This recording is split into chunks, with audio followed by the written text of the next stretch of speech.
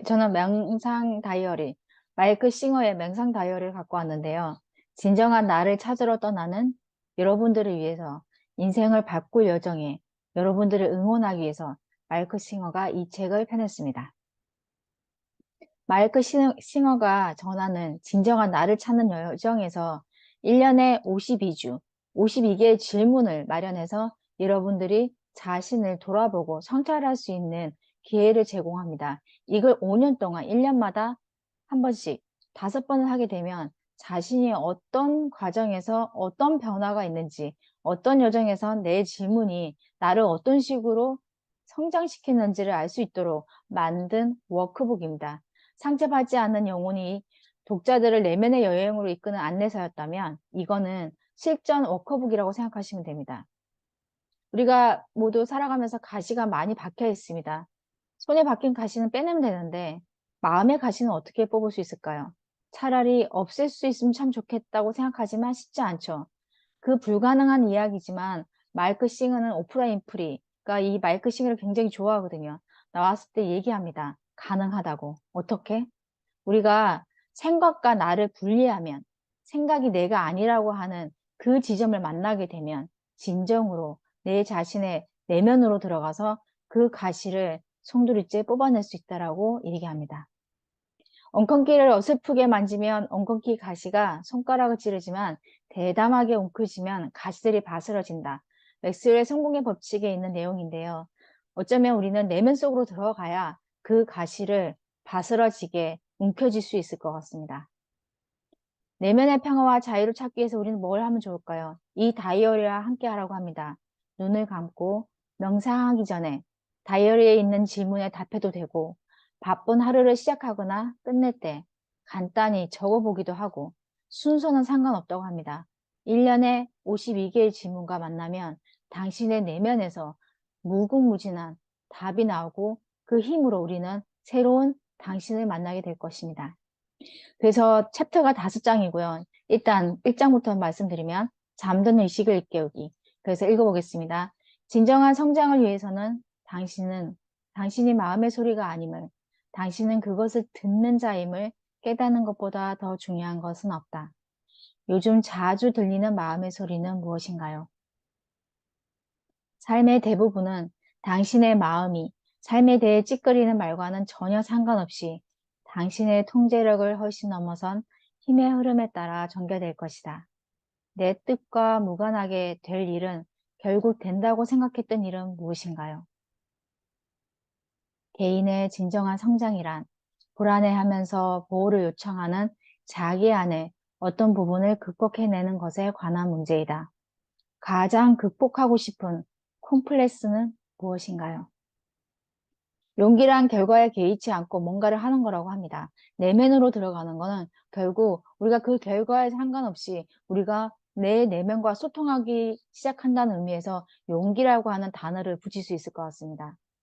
당신이 늘 자신에게 자신에 대해 말을 하고 있다는 사실을 아는 내면의 그는 언제나 말이 없다. 그것은 당신 존재의 심층으로 들어가는 문이다. 가장 편안한 나만의 공간은 어디인가요?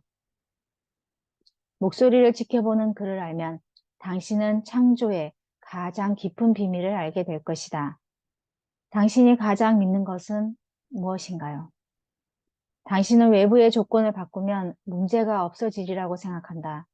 하지만 지금까지 어느 누구도 외부 조건을 바꾸며 문제를 진정으로 해결한 적이 없다. 언제나 그 다음 문제가 일어난다. 지금까지 외부의 탓이라고 생각해왔던 문제들은 무엇인가요? 문제에 대한 해결책은 외부의 조건을 바꾸는 것이라고 생각하는 버릇에서 빠져나와야만 한다. 당신의 문제에 대한 영구적이고 유일한 해결책은 내면으로 들어가서 현실과 온갖 만성을 일으키고 있는 당신의 그 부분을 해방시키는 것이다. 외부 조건을 바꿔봤지만 해결되지 않았던 문제들을 적어보세요. 결국 당신은 외부 세계의 대상들과 마음속 감정들은 그 위를 물처럼 지나가는 것임을 깨닫기 시작할 것이다. 하지만 이런 것들을 경험하는 당신은 자기 앞을 지나가는 그 모든 것을 그대로 의식하면서 있다. 행복해지기 위해 갖추어야 할 조건이 무엇이라고 생각하나요? 당신은 생각이 아니다. 당신은 단지 생각들을 인식한다. 나 자신을 잊을 정도로 몰두하는 일은 무엇인가요? 나는 무엇일까? 이 모든 육체적, 감정적, 정신적 경험을 하고 있는 그것은 무엇일까? 그래서 당신은 의문을 조금 더 깊이 살펴본다. 경험을 경험하는 그를 인식해라.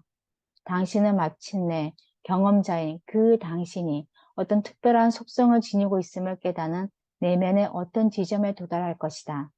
그 속성이란 순수한 인식, 의식함, 존재한다는 어떤 주관적인 느낌이다. 당신은 생각을 하든지 말든지 상관없이 존재한다. 당신의 페르소나는 무엇인가요? 내가 당신에게 당신은 누구신가요? 하고 물으면 당신은 이렇게 대답한다. 나는 보는 자입니다. 나는 이 안에 어딘가에서 내 앞을 지나가는 사건과 생각과 감정들을 내다보고 인식합니다. 당신의 가치는 무엇인가요? 나의 가치는 땡땡땡이다. 로 적어보세요. 우리는 보는 자라고 합니다. 우리가 느끼고 있는 생각과 감정들은 바다에 의해 떠다녀가는 물결치는 파동과 마찬가지라서 그 바다 수면 깊이 들어가면 보는 자와 만나게 되는데 그게 내면의 순수의식입니다. 2장 에너지를 경험하기. 영적 에너지란 당신의 가슴 속으로 순수한 사랑이 밀려올 때 경험하는 것이다. 그것은 당신이 어떤 일에 고양되었을 때 경험하는 것이다.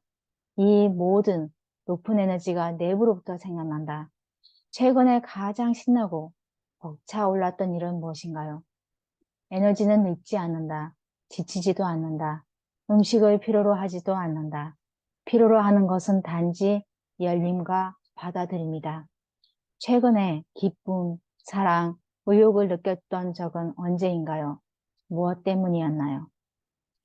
기쁨과 사랑과 의욕, 그것을 항상 느낄 수만 있다면 밖에서 어떤 일이 벌어지든 그게 무슨 상관이겠는가? 최근에 타인에게 마음을 완전히 연 적은 언제였나요? 당신이 가슴을 닫아야 할 대상은 아무데도 아무것도 없다. 최근에 분노가 치밀어 올랐던 때는 언제였나요? 무엇 때문이었나요? 가슴은 지극히 미묘한 에너지로 만들어진 악기여서 그것을 진정으로 음미할 수 있는 사람은 드물다. 최근에 자신에게 가장 솔직했던 때는 언제인가요?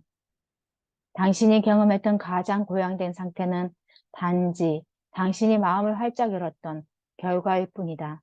당신이 닫지만 않으면 언제나 그러한 상태로 있을 수 있다. 최근에 누군가를 아무 편견 없이 바라본 적은 언제인가요? 고통을 느낄 때 그것을 그저 하나의 에너지로 바라보라. 고통을 놓아보내어 당신을 지나가도록 공간을 내주어라. 일상에서 매일 하는 일 중 가장 하기 싫은 일은 무엇인가요? 3장, 자기를 놓아보내기. 자기라 여기서 에고를 얘기하는데요. 이 부분과 같이 질문에 답을 하시면 좋을 것 같습니다.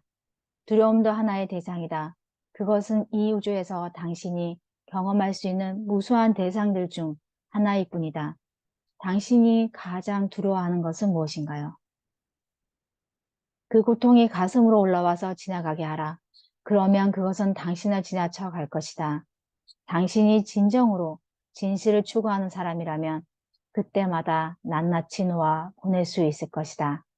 지금 당신이 집착하고 있는 일은 무엇인가요? 이 중심 잡힌 인식의 자리가 보는 자의 자리, 참 나의 자리이다. 그것이 놓아 보낼 수 있는 유일한 자리이다. 최근에 가장 애쓰면서 진행했던 일은 무엇인가요? 무엇이든 놓아 보내라. 가장 지우고 싶은 기억은 무엇인가요? 당신을 아래로 끌어당기면 그것이 상승의 강력한 힘으로 바뀔 수 있다. 다만 당신이 스스로 상승하기로 마음먹어야 한다. 최근에 실패하고 좌절했던 고통스러운 경험은 무엇인가요? 우리가 항상 성공 경험을 생각하지만 실패 경험을 통해서 우리가 나아가고자 하는 방향과 내가 뭘 추구하는지를 절절하게 알 수 있는 가장 훌륭한 교사이기도 합니다. 그런 부분에서 이 질문에 답을 해보시면 좋을 것 같습니다. 참나 안에 오래 머물러 있으면 이번에 한 번도 경험한 적 없는 어떤 에너지를 느끼기 시작할 것이다. 그것은 당신이 마음과 감정을 경험하는 곳인 앞쪽보다는 뒤쪽으로부터 올라온다. 미워하는 사람에게 너그러운 한마디를 건네본다며 어떤 말을 건넬 건가요? 저는 미안합니다라고 하고 싶습니다. 왜냐하면 내 자신의 편견으로 잣대로 그 사람을 재단했기 때문입니다. 4장, 그 너머로 가기. 당신은 자신 너머로 탐색해 갈 엄청난 기회를 얻은 위대한 존재이다. 돈이나 시간이 충분하다면 가장 가고 싶은 곳은 어디인가요? 영적 여행은 끊임없는 변화의 여정이다. 성장하기 위해서는 같은 자리에 남아있으려면 발버둥을 멈추고 항상 변화를 포용하기를 배워야만 한다. 가장 최근에 변화를 시도해 본 일을 적어보세요. 제가 인생에서 가장 고통스럽고 좌절할 때가 어느 때인가를 되짚어보면 제가 변화하려고 하지 않을 때, 그냥 그 자리에 머물러 있으려고 할 때, 늘 같은 방식으로 일을 하려고 할 때, 그때였던 것 같습니다. 무한한 빛에 도달하려면 가장 어두운 밤을 지나야만 한다는 말이 있다. 이것은 우리가 어둠이라고 부르는 것이 사실은 빛의 막힘이기 때문이다. 가장 최근에 한 기도는 무엇인가요? 기도는 그 막힘을 뚫어주는 윤활유의 역할을 하는 것 같습니다. 진정한 자유는 지척에 있다. 당신의 벽 바로 너머에 있는 것이다. 최근에 가장 자유롭다고 느낀 적은 언제 무엇을 할 때였나요? 루이스 헤이가 이런 얘기를 하더라고요. 충분한 존재가 되라. 완전한 존재가 되기를 기다렸다가 나를 사랑하려 한다면 인생을 허비하고 말 뿐이다. 지금 이 순간 이곳에 있는 나는 이미 완전한 존재다.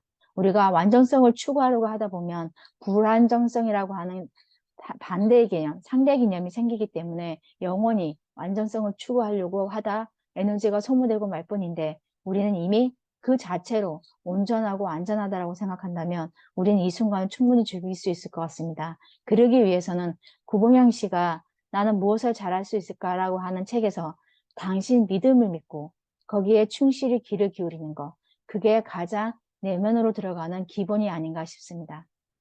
5장, 삶을 살기. 깊은 내면의 것들을 풀어놓는 것은 그 자체가 하나의 영적 수행이다. 그것은 비저항의 길, 받아들임의 길, 내맡김의 길이다. 남들이 알게 될까봐 가장 무서워하는 것은 무엇인가요? 비결은 그저 이완하고 풀어놓고 당신 앞에 놓인 것만을 다루는 것이다. 그 밖에 다른 것들은 걱정할 필요가 없다. 최근의 미래의 일을 미리 걱정했다거나 과거의 일에 사로잡힌 적이 있나요? 모든 경험을 온전히 살아가면 죽음은 당신에게서 아무것도 앗아가지 않는다. 죽음에 대한 지금 당신의 느낌은 어떤가요?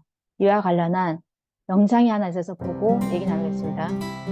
1849년 영하 50도 주위의 러시아의 한 사형 집행장. 반체제 혐의로 잡혀온 28살의 청년 사형수가 기둥에 묶였다. 집행관에 의해 청년은 세상과 작별할 마지막 5분의 시간이 주어졌다. 5분 후면 청년은 이 세상에서 사라진다. 청년은 생각했다. 5분 동안 나는 무엇을 할 수 있을까? 먼저 가족과 친구에게 기도했다. 2분이 흘렀다. 그리고 자신의 삶을 돌아봤다. 난 왜 그리 헛된 시간 속에 살았을까? 다시 생을 살 수만 있다면. 2분이 흘렀다. 이제 마지막 1분이 남았다. 청년은 두려움에 떨며 주위를 둘러보았다. 이젠 더 이상 볼 수도 느낄 수도 만질 수도 없겠구나. 모든 것이 아쉽고 아쉽다. 청년은 28년을 살면서 처음으로 세상의 소중함을 느꼈다. 뜨거운 눈물이 흘렀다. 사수들의 군화 소리가 들렸다. 청년은 마음속으로 말했다. 살고 싶다. 살고 싶다. 조금이라도 더 살고 싶다. 탄환을 장전하는 소리가 들리자 죽음의 공포가 엄습했다. 그런데 다급히 멈춰라. 사형을 중지하고 사형수들을 유배를 보내라는 황제의 전갈이 급히 도착한 곳이다. 극적으로 살아난 이 청년은 바로 러시아의 대문호 도스토옙스키. 우리도 인생을 5분의 연속이라고 생각하고 산다.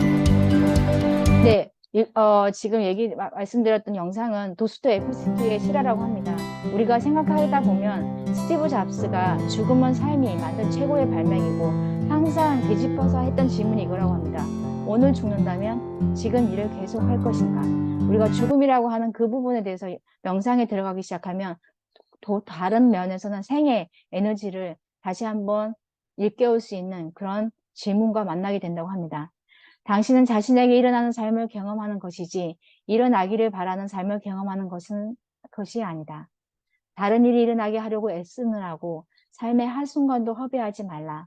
당신에게 주어진 순간을 감사하고 의미하라.